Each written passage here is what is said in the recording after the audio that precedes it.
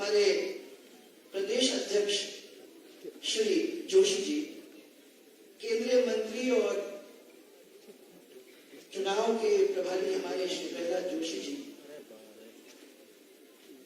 इस प्रोग्राम के संयोजक श्री अर्जुन जी मेघवाल, हमारे नेता प्रतिपक्ष श्री राजेंद्र राठौड़ जी और उप नेता श्री सतीश पुनिया जी, श्रीमती ललिता जी, डॉक्टर किरोड़ी लाल जी और घनश्याम जी, अरुण चतुर्वेदी जी, मेरे साथ मेरे सहयोगी रह चुके श्री अशोक परनामी जी और यहाँ के एमपी साहब,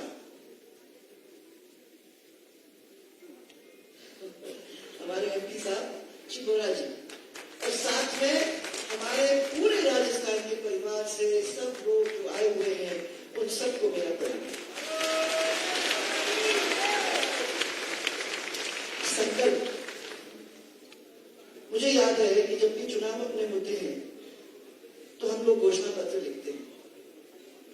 उस घोषणा पत्र के अंदर हम वो चीज डालने की कोशिश करते हैं जो हम समझते हैं, सोचते हैं, आप चाहते हो। एक समय था तब जब हम ही सोचते थे और उसको लिखते थे। पिछले चुनावों में हम लोगों ने कोशिश की कि आपके बीच में हम जाएंगे, आपके इलाके में हमारे मौजूद कार्यकर्ताओं के साथ हम बैठेंगे और उन कार्यकर्ताओं के साथ बैठकर उनसे पूछेंगे कि इस क्षेत्र के अंदर कौन सी चीज है जिस चीज को अगर हम घोषणा पत्र में डालते हैं, 5 साल सरकार हमको मिलती है, तो उस 5 साल के अंदर कौन सी चीज है जो आप चाहते हो हम कंप्लीट कर सकें। तो मुझे याद है जब हनुमानगढ़ जाने का हुआ तो सबने मेरे को खेत पे ले जाके बताया, ये देखो पानी, सब दूर पानी फैल रहा है, हम लोग खेती कर नहीं पा रहे हैं, ये खरा पानी है और इसकी वजह से कई हजारों बीघा हमारी बिगड़ चुकी है। सेम कहते हैं इसको, और इस सेम से हमारे को छुटकारा चाहिए, इसकी मदद आप करना। मुझे याद है कि उसको हम लोगों ने अपने घोषणा पत्र के अंदर डालने का काम किया और आप लोग हनुमानगढ़ के जो भी यहाँ बैठे हुए हैं, आप लोग जानते हो कि हम लोगों ने उसको स्टडी करने के और जब सरकार अपनी बनी तो करोड़ रुपए वहां लगाकर उस सेम की बीमारी को ठीक करने का काम किया। इसी तरीके से आपके जगह जगह पे हम गए और जहां जहां लोगों ने कहा, जैसे हमारे ईस्टर्न राजस्थान की तरफ जब हम गए, ये तो पूरी कहानी थी सब पूरे डिविजन के अंदर, परंतु जब ईस्टर्न राजस्थान में गए तो ईस्टर्न राजस्थान वालों ने कहा कि हमारे यहाँ तो बिजली की बहुत हालत खराब है।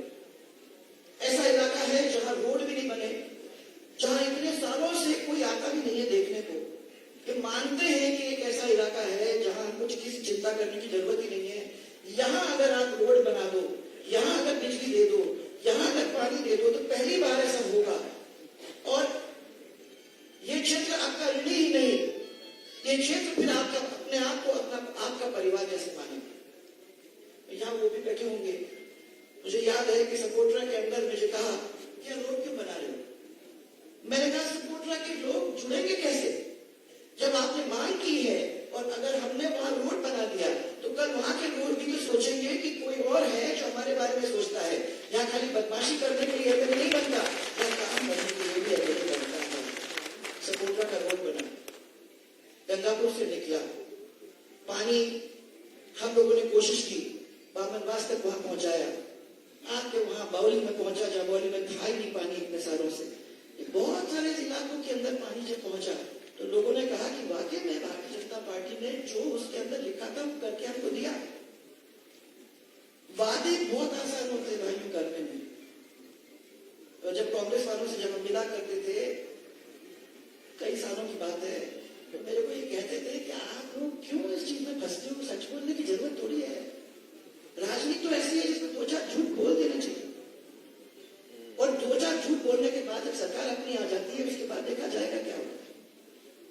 हमने तो हमेशा उनको कहा कि जो हम कहते हैं उसको हम करके दिखाएंगे, हमारी आदत नहीं है ये। और आप लोग सब अच्छी तरह से जानते हो कि जब हमने आपको उस समय कहा कि हम बिजली लाके आपको देंगे, तो पहली दफा राजस्थान के अंदर बिजली का डिवीजन हुआ और घरेलू बिजली 22 घंटे तक लोगों को अपने अपने घर के अंदर मिला। वो क्यों मिला? वो इसलिए मिला क्योंकि हमने अपनी माता बहनों की आवाज को सुना था। वो कहती थी कि ये तो 3 फेज बिजली के अंदर जो जुड़ा हुआ है, उसकी वजह से जब बिजली ऑफ हो जाती है तो बच्चों की पढ़ाई का टाइम होता है, वो पढ़ नहीं सकते। हमारे घर आने का टाइम होता है तो हम खाना सही तरीके से बना नहीं सकते क्योंकि बिजली नहीं, फ्रिज नहीं चलता, ठंडा, इतनी गर्मी है, कोई कूलर पंखा चलता नहीं।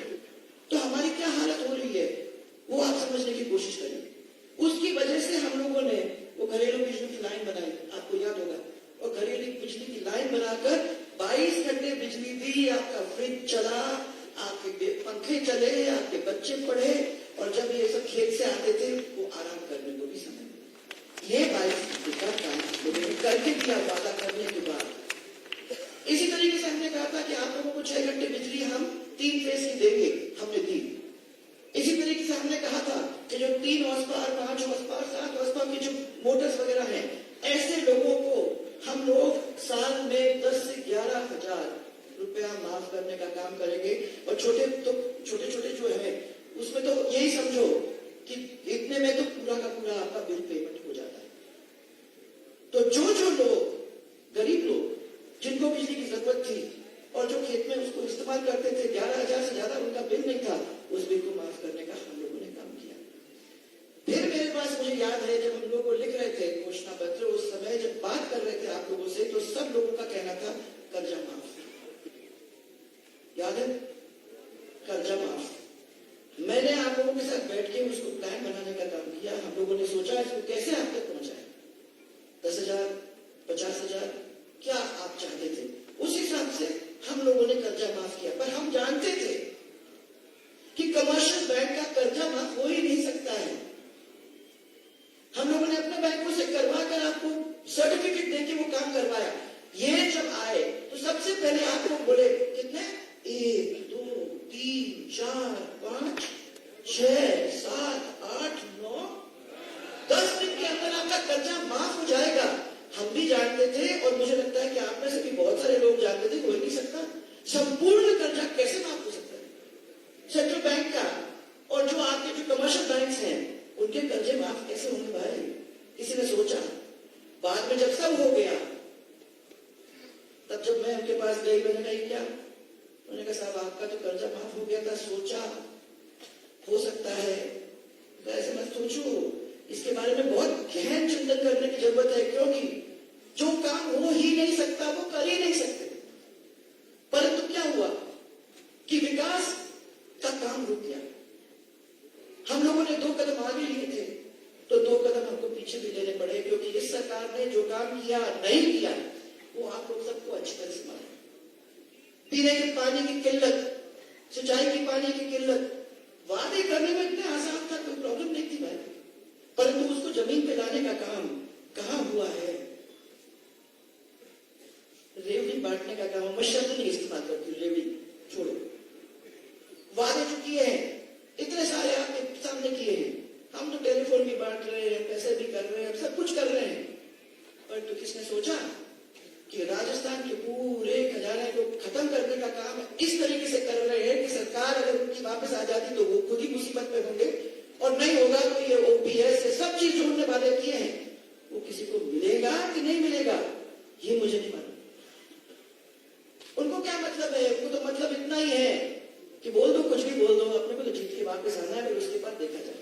ये भारतीय जनता पार्टी ने कभी नहीं किया। जो बांध बने हैं वो आपसे पूछ के बनवाए, जहां पानी ले गए थे वो आप लोगों से पूछ के किया, जहां छोटे इंडस्ट्रीज की मुसीबतें थी जैसे सरसों वालों की थी, उन सब की छोटी छोटी समस्याओं को बैठ के आपके साथ उनको सुलझाने का काम हम लोगों ने किया।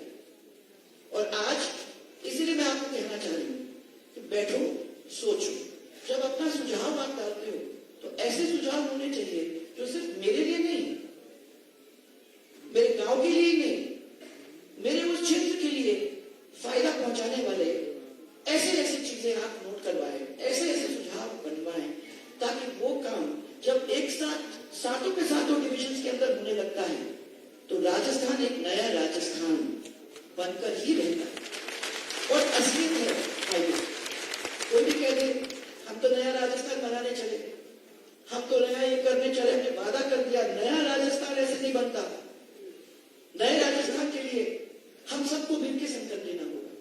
हम सब मिलकर लेंगे, क्योंकि मैं समझती हूँ कि राज तो वही कर सकता है ना राजस्थान के ऊपर जो जनता का सोचता है। इसके बारे में आपको सोचना चाहिए। कभी कोई सोचे कि मैं तो राजा बन गया, तो वो राजा नहीं बनता जब तक वो प्रजा की आंखों के अंदर नहीं देखता, जब तक एक प्यार का धागा उसके साथ नहीं बनता, जब तक उसकी माता बहन और परिवार उनके साथ नहीं जुड़ती, जब तक उनको सबको विश्वास नहीं होता कि ये मेरे लिए आंसू बहाएंगे नहीं, ये मेरे लिए मेहनत करेंगे, ये खून के आंसू डालेंगे, ये मेरे लिए भागेंगे दौड़ेंगे, वो लोग हैं जिनको ये विश्वास देने के लिए तैयार है। और आज मेरा आप लोगों से ये कहना है, आपने प्यार भी किया, आपने साथ भी दिया, आपने कभी कमी नहीं रही। और मैं आपको ये विश्वास करना चाहती हूँ कि जब हम लोग मिलकर काम करेंगे तो वो चीज जिसका सपना आप सबने अभी तक देखा है उसको कुछ कदम तक आगे ले जाने का काम करेंगे।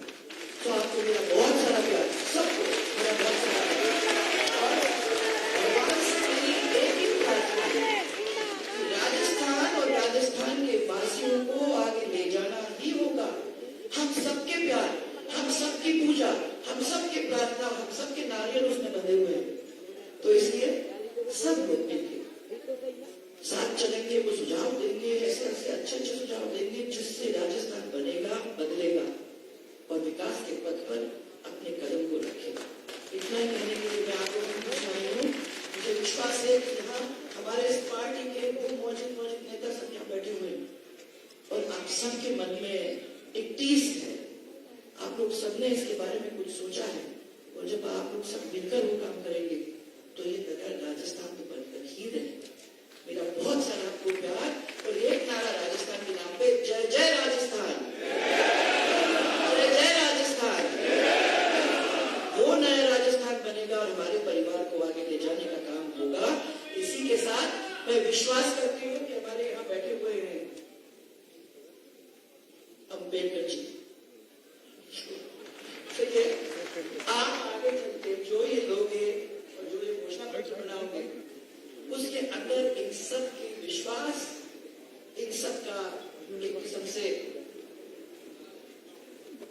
सुझाव क्या, आपका विश्वास और आपका प्यार उसके अंदर बना हुआ होगा और हम सब